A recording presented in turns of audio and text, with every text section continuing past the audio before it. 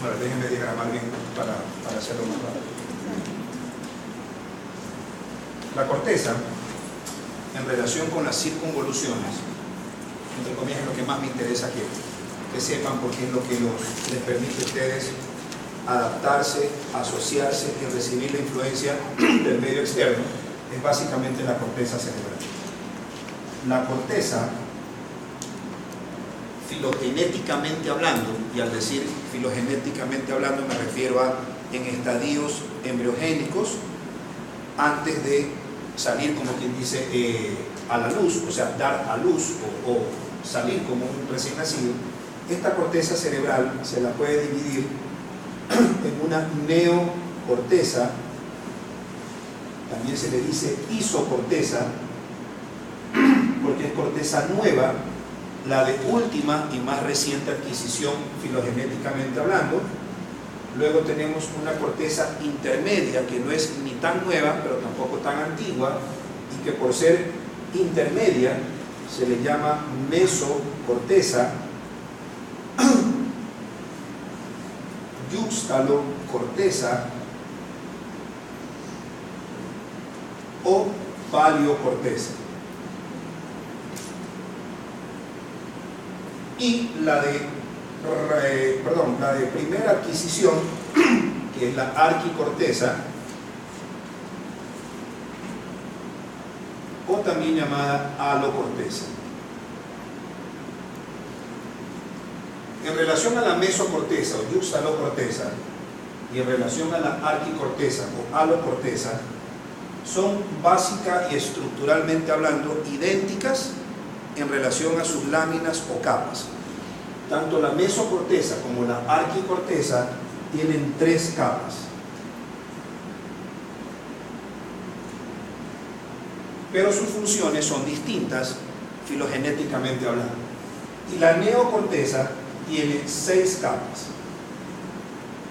Por lo tanto, es mucho más especializada por la relación que tiene numéricamente en relación con las otras, en relación con sus capas. El ejemplo, o el único ejemplo de mesocorteza, yuxtalocorteza o paleocorteza es la circunvolución del cuerpo calloso. Y los ejemplos de arquicorteza o alocorteza son el hipocampo con su circunvolución parahipocampal,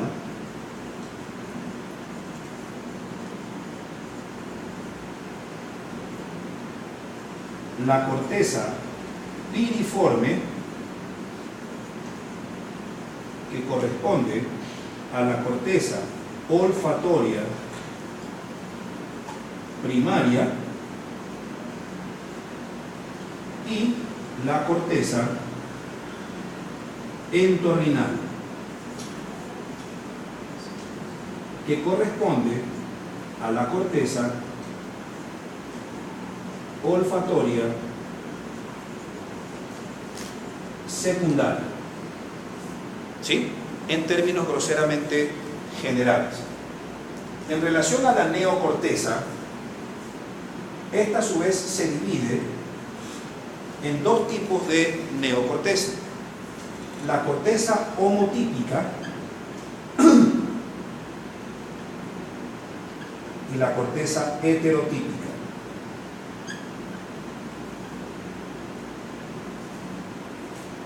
La corteza homotípica corresponde aproximadamente al 75% de toda la superficie neocortical, y la heterotípica corresponde al 25% de la corteza neocortical. El hecho de que una corteza sea heterotípica la hace ser exclusivamente o de resección pura o efectora pura, y por lo tanto dentro de la heterotípica la vamos a diferenciar en las que son sensitivas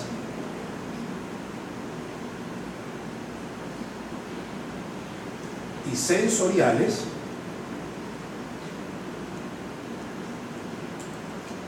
y de las que son estrictamente motoras. Entonces repito, en relación a la neocorteza o isocorteza, esta tiene 6 capas. Dentro de estas dos, o dentro de estas 6 capas, hay de 2 tipos, la homotípica y la heterotípica. La heterotípica es la única que o recibe o manda fibras de proyección, o recibe o manda. Y al solamente recibir o al solamente mandar, ese 25% corresponderá a todas las cortezas primarias. Entiéndase primarias de 2 tipos. Primarias sensitiva o sensorial y primaria motora.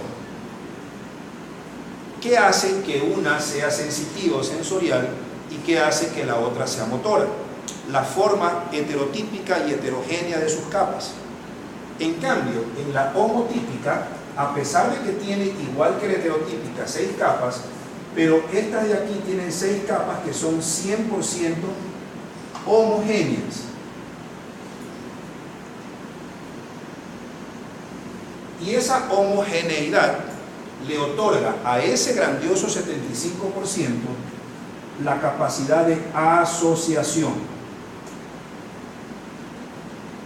Por lo tanto, ninguna corteza homotípicamente hablando va a recibir ni tampoco va a mandar fibras de proyección ni tampoco va a recibir fibras hacia esa corteza. Sencillamente, estas de aquí, las de calidad homotípica, primero tienen que esperar la respuesta que sale de la corteza heterotípica que primariamente recibió o manda. No sé si me van a entender. Creo que me van a entender con lo que les voy a decir. En relación a la heterotípica de 6 capas,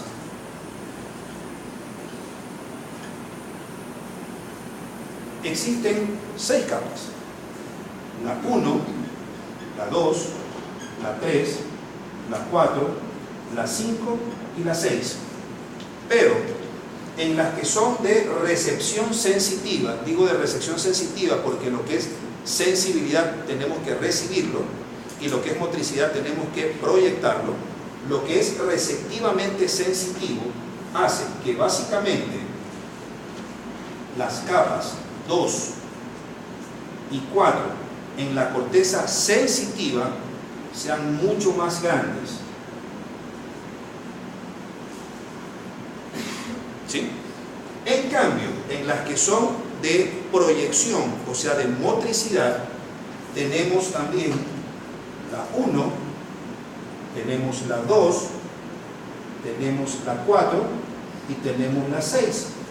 Pero estas con capacidad motriz tienen mucho más gruesas la capa 3 y la capa 5. ¿Ok? Y dentro de estas dos, una pequeña diferenciación. Las fibras que proyecta o que fabrica, por decirlo así, la capa o lámina 3 serán de 2 tipos. O de asociación, las que les mencioné al principio, ¿se acuerdan? El fascículo arcuato, el fascículo unciforme, bla, bla, bla. Y las fibras comisurales. En cambio, la lámina 5 es la que produce u origina el sistema piramidal.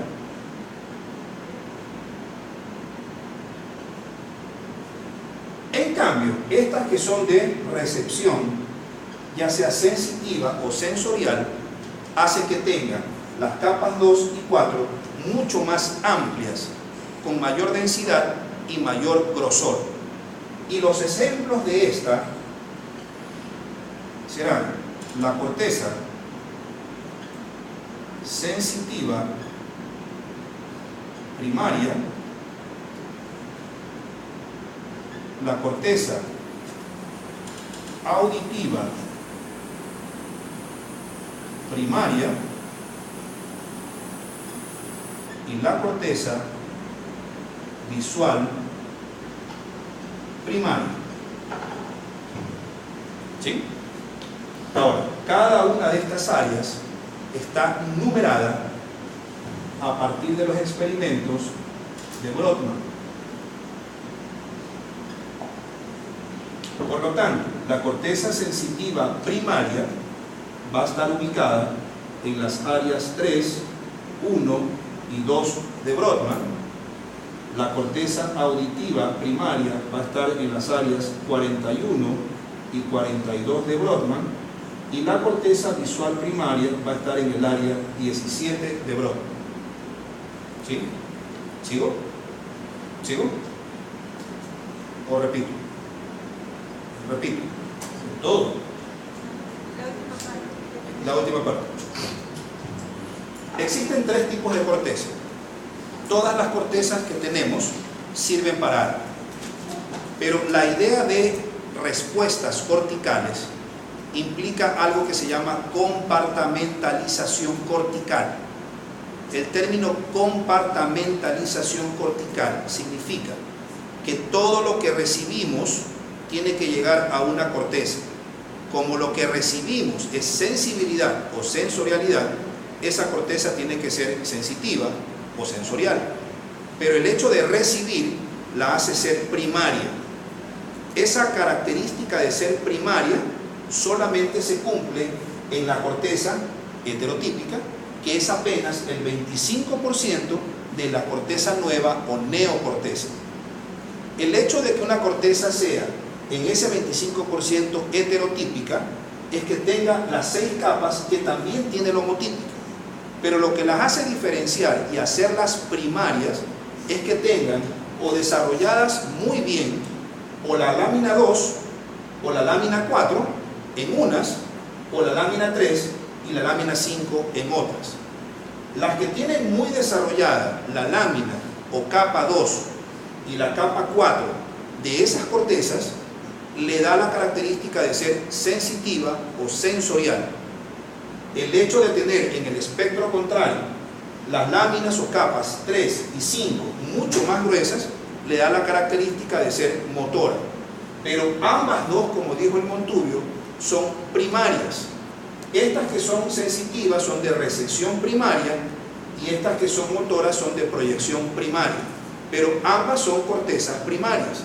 Las de acá serán sensitivas o sensoriales primarias y las de acá serán motora primaria. ¿Okay? Ahora, dentro de las sensitivas tenemos estas 3 en particular y no hay más. Bueno, hay otras, pero no tienen la característica de ser 100% primarias. Pero estas son los ejemplos principales. La corteza sensitiva primaria, la palabra mismo lo dice, es la que recepta toda la sensibilidad posible.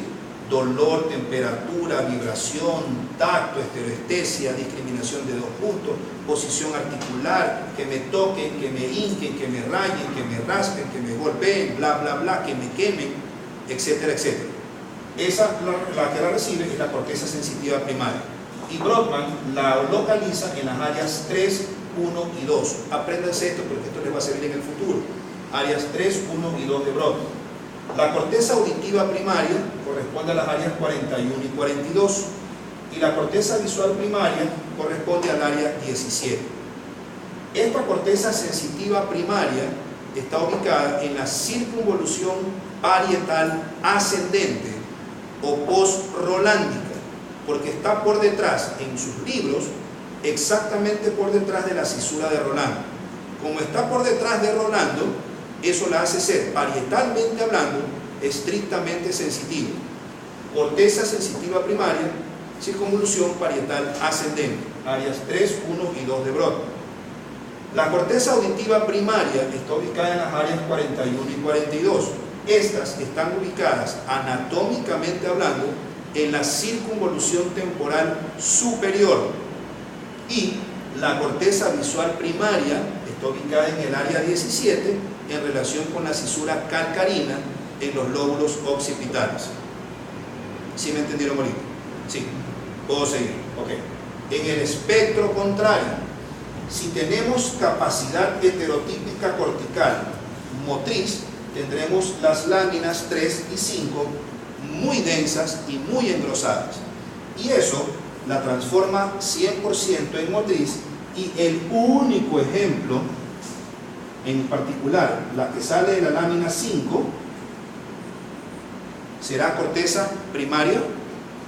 Si es motriz, será corteza primaria motora, o corteza motora primaria. Y esta corteza motora primaria está ubicada en el área 4. Y esta área 4 está ubicada en la circunvolución frontal ascendente o prerolándica, o sea, por delante de la cisura de Rolando. Todo lo que les estoy diciendo lo confrontan con un gráfico y lo van a entender mejor. Entonces repito, todo lo que es motor es hacia adelante de Rolando, prerolándica o circunvolución frontal ascendente, circunvolución que sirve como corteza motora primaria. Y la que está por detrás es la circunvolución postrolándica o circunvolución parietal ascendente y sirve como corteza sensitiva primaria. ¿Puedo seguir? Sí, ok. ¿Puedo borrar esto de aquí? Después vemos. ¿Ah? Ya.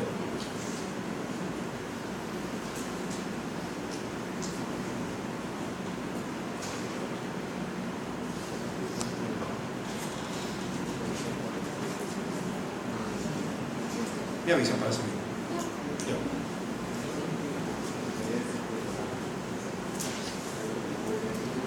Entonces, después me hacen acuerdo para irme de aquí a la de arriba, que es la de asociación, aunque probablemente ya lo veríamos en la próxima clase.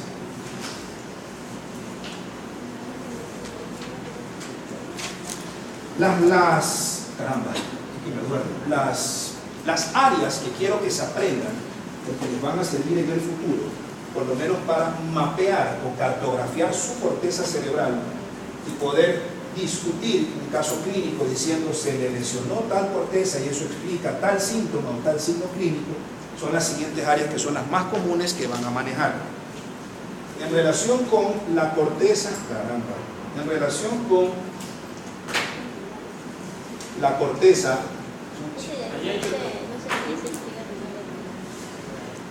en relación con la corteza frontal,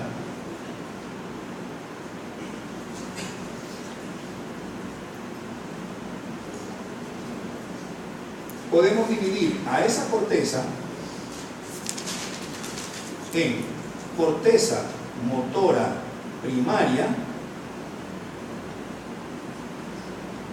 corteza premotora y corteza prefrontal.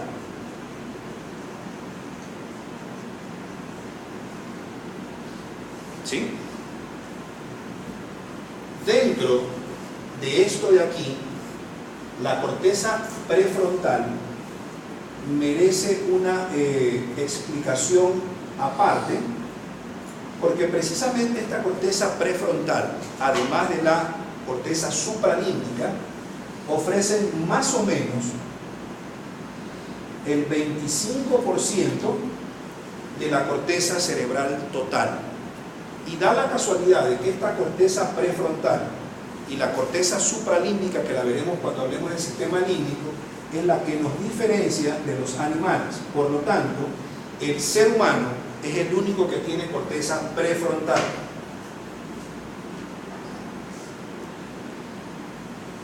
Ahora, las áreas. La corteza motora primaria está ubicada ¿en qué área? Lo dije hace un rato. En el área 4, y también se le llama circunvolución frontal ascendente o circunvolución prerolándica.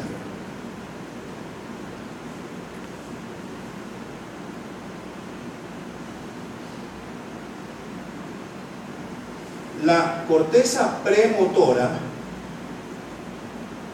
está ubicada en la circunvolución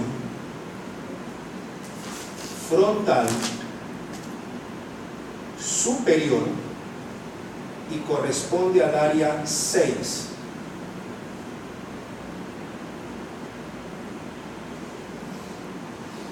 ¿Sigo? Ok. Y la corteza prefrontal está ubicada en las áreas 8, 9, 10, 11, 12, 13, 44, 45, 46 y 47.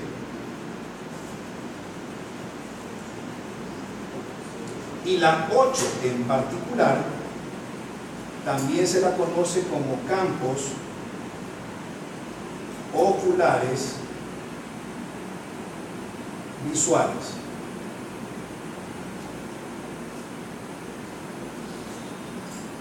Y están ubicadas, el área 8 con los campos oculares visuales, en la circunvolución frontal media.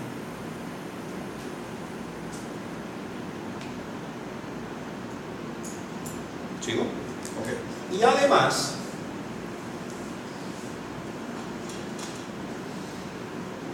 un área que la suelo yo como que separar y que se llama el área de Broca y que está ubicada en la circunvolución frontal inferior u opercular y corresponde numéricamente hablando a las áreas 44 y 45 de Broca.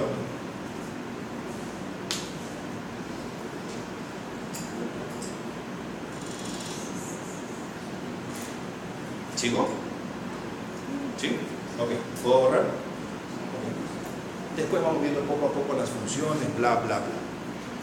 Entonces, las principales, hay algunas más, pero las principales son corteza motora primaria, que es la que está por delante de la cisura de Rolando. Esa corresponde a la circunvolución frontal ascendente y se llama área 4, y es la que proyecta en particular y principalmente hablando el sistema piramidal o el sistema córtico espinal. ¿Ok? O sea, corteza motora primaria. Por delante de ella está la circunvolución frontal superior y tenemos el área 6. Esta corteza premotora, luego que inicia la marcha la corteza premotora, procesa el buen funcionamiento de esta de acá. O sea, la corteza motora primaria inicia la marcha, pero el área 6 como que la especializa para que sea una marcha medianamente adecuada. O sea, procesa la información de motricidad para que el inicio se mantenga adecuadamente hablando, en términos generales. Y además tenemos la corteza prefrontal, que aproximadamente representa en el humano, junto también con la corteza supralímbica, el 25% de nuestra corteza, que nos diferencia de los animales. Tenemos la área 8, el área 9, 10, 11, 12, 13, 44, 45, 46 y 47. Ya están repetidas allá también. En particular el área 8, ubicada en la circunvolución frontal media, corresponde a los campos oculares visuales. Estas de aquí están en relación con la lateroversión hacia un lado o hacia otro de los globos oculares. ¿Eso qué quiere decir? Que yo, en mi circunvolución frontal media del lado derecho, en mi circunvolución frontal media del lado derecho, tengo un campo visual que hace que mis ojitos se dirijan para el otro lado, para la izquierda. Como están en el lado derecho, pero proyectan mis ojos hacia la izquierda, se le llama centro levógeo. Porque está en el lado derecho, pero si yo lo estimulo, hace que mis ojos se vayan para la izquierda. En cambio, la circunvolución frontal media del lado izquierdo hace que mis ojitos se vayan para la derecha, por lo tanto a este se le va a llamar centro dextrógeno.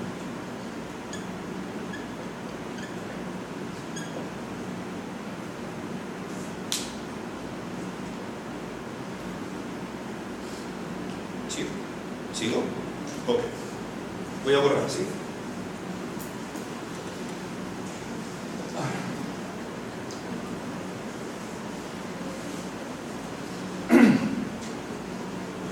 corteza parietal. La corteza parietal, tenemos en primer lugar la corteza parietal, perdón, la circunvolución postrolándica.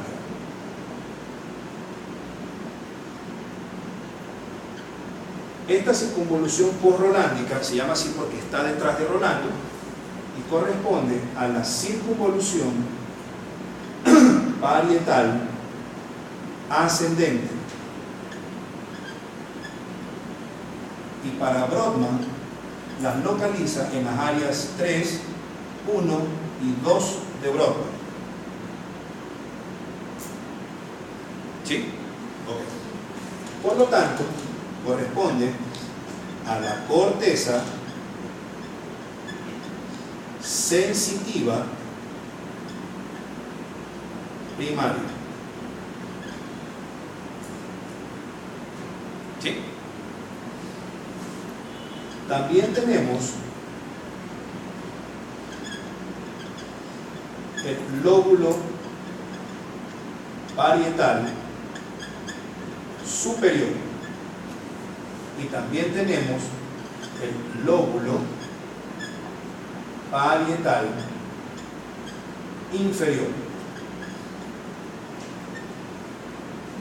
El lóbulo parietal superior está distribuido numéricamente en el área 5 y en el área 7 y se la conoce también como corteza sensitiva de asociación.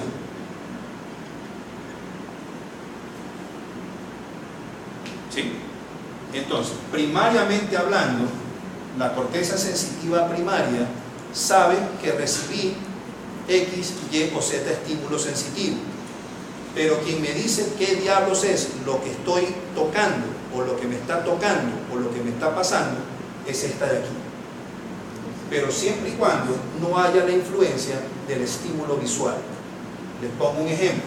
Las áreas 5 y 7, en este caso en mi mano derecha, están siendo analizadas por las áreas 5 y 7 del lado izquierdo, del hemisferio del lado izquierdo. Entonces, si alguien viene y me dice, abre la mano, me pone esto, me dice que la cierre y me dice, descríbeme lo que tienes en la mano. Yo describo que es algo liso, es algo de tantos centímetros, es tubular, y de repente lo veo, y además de que lo veo y lo analizo, digo que es un marcador. ¿Ok? Pero estoy utilizando dos influencias, la visual, porque lo veo y aprendí en esto en el pasado que esto es un marcador, pero también lo estoy tocando y sé que es un marcador táctilmente hablando y visualmente hablando. Pero imaginémonos que esta persona, yo, tuviera una lesión en el área 5 y 7 de mi hemisferio izquierdo y me dicen lo mismo, abre tu mano, me ponen el marcador y me dicen, descríbeme y dime qué es. Y yo digo, visualmente hablando, y no digo lo otro, táctil, pero digo, es un marcador. Ok, cierra los ojos. Yo cierro los ojos, me sacan el marcador y me lo vuelven a poner. Y me vuelven a preguntar qué diablos es. Y yo vengo y digo, es una llave. ¿Qué no utilicé? El componente visual. Pero en el momento en que lo veo, visualmente hablando sé que es un marcador, pero táctilmente, sin el bloqueo, con el bloqueo visual, no me doy cuenta qué es. Esa característica es el área 5 y 7. Les permite reconocer algo, táctilmente hablando, siempre y cuando haya el bloqueo visual previo.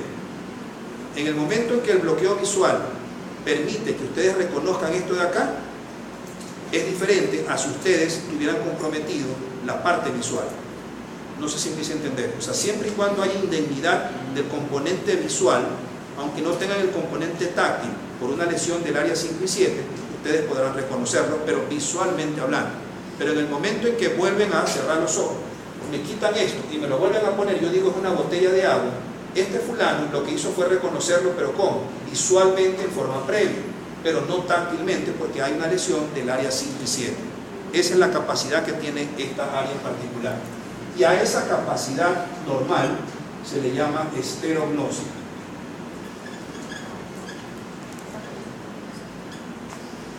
lo normal, esterognosia. Y lo anormal, le quitamos la E y le ponemos la A, asterognosia. Entonces repito, lo normal es esterognosia y lo anormal, o sea, no reconocerlo, se llama asterognosia. ¿Sí? Y en el lóbulo parietal inferior lo dividimos en circunvolución supramarginal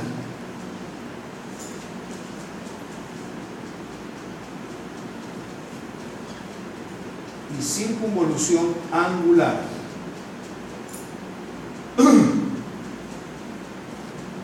Solamente en el lado izquierdo, por favor, no me pregunten la del lado derecho, porque eso ya lo vemos ya mejor cuando ya vemos corteza. Esto es muy general. Solamente en el lado izquierdo son importantes en relación con el lenguaje, en particular la circunvolución angular. Numéricamente hablando, la circunvolución angular está ubicada en el área 39 y la circunvolución marginal en el área 40. Y se puede decir que estas dos áreas, la 39 más y un poquito menos la 40, sumada al área 22, es el área del lenguaje. Entiéndase por lenguaje los tres componentes del lenguaje: el lenguaje hablado, el lenguaje escuchado y el lenguaje leído.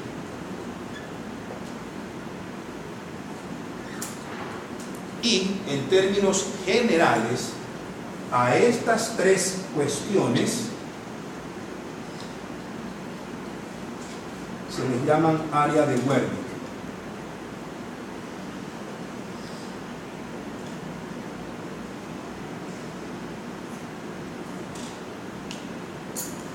¿Sigo? Ok. Y esa área de Wernicke, de atrás hacia adelante, se conecta con el área de Broca, que está ubicada en las áreas 44 y 45. Y lo que permite la unión entre Wernicke y Broca se llamará fascículo arcuato, que lo vimos hace un rato, creo. Sí, ¿no? Sí, lo vimos hace un rato. Sí, ok. En ese momento estamos uniendo dos áreas del lenguaje. Wernicke es el área sensorial de la palabra y Broca es el área motora de la palabra. ¿Sí? Entonces, copien esto que les voy a decir. ¿Qué es lo que hace Wernicke y qué es lo que hace Broca? Empecemos por Broca. Broca lo que hace es articula palabras, evoca palabras, ensambla fonemas, sirve para hacer sintaxis, para elección de verbos y para construcción gramatical.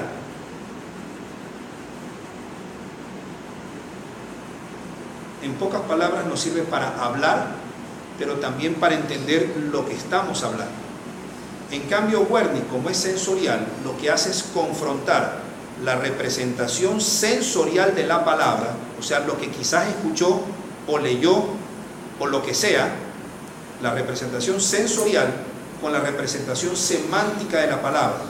Por lo tanto, para que Wernicke funcione bien, una persona tiene que tener un léxico más o menos florido. No sé si me hago entender. Si una persona es poco leída o poco sapiente, obviamente no va a utilizar adecuadamente Wernicke, porque Wernicke lo que hace es, unido con Broca, Broca le ayuda a enunciar o articular la palabra, pero para poder expresarla bien necesita haber aprendido un léxico previamente hablando. No sé si me hago entender. Por lo tanto, Wernicke es la que origina el léxico que todos tenemos. mientras más ustedes versatilidad tengan con el conocimiento de múltiples palabras, obviamente su léxico va a ser florido y su wording va a ser más nutrido, si es que cabe el término. ¿Sí? Ok. Y hay una unión entre este fulano y este fulano de acá. ¿Ok? Sigamos.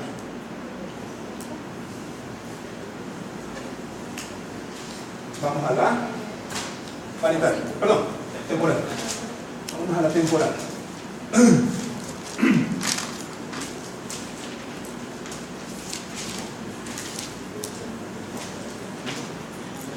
En la corteza temporal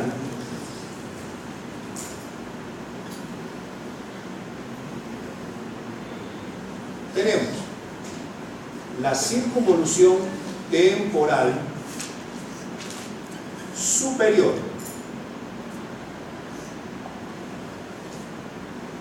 y en la circunvolución temporal superior tenemos las áreas 41 y 42 de Brodmann.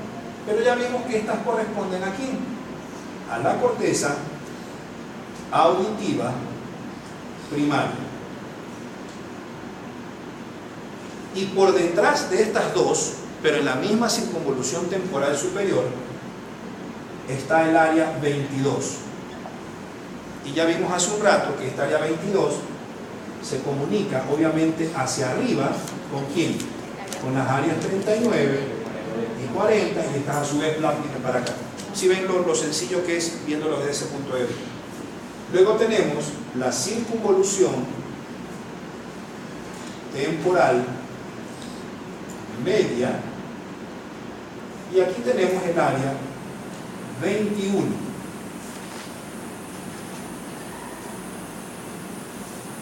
Y luego tenemos la circunvolución temporal inferior. Y aquí tenemos el área 20.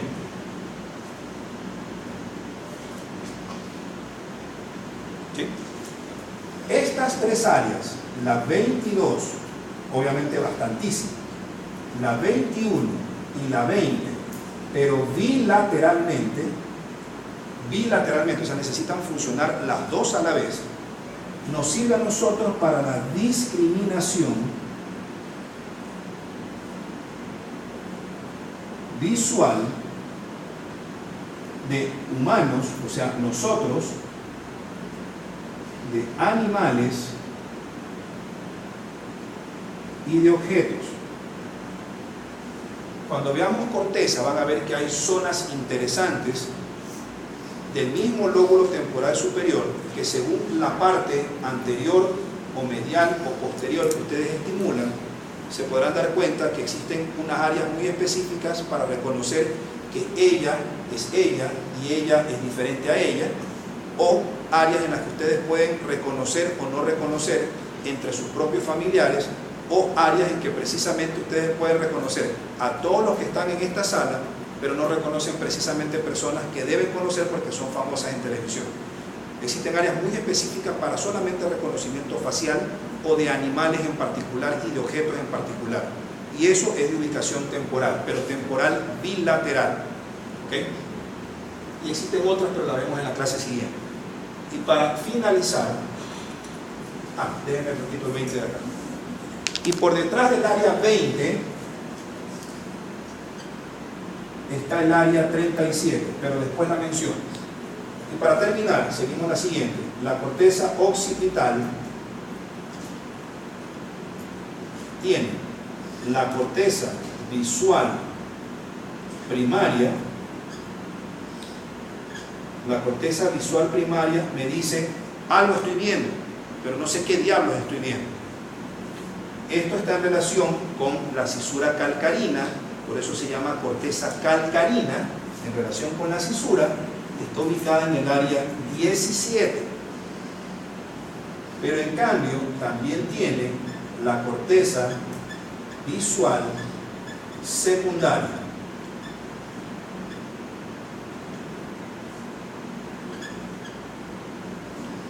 ¿Sí? Y la corteza visual secundaria está ubicada en el área 18 y en el área 19. Y en particular, esta y esta juntas, pero en particular solamente, no me pregunten la de la derecha porque la hacemos después, solamente la del lado izquierdo me permite la discriminación de todos los colores que se me ocurran.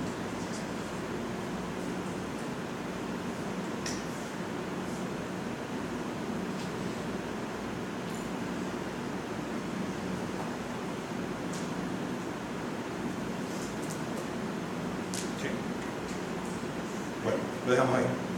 Ya, necesito 4 alumnos para participar en la siguiente clase. ¿Quiénes quieren?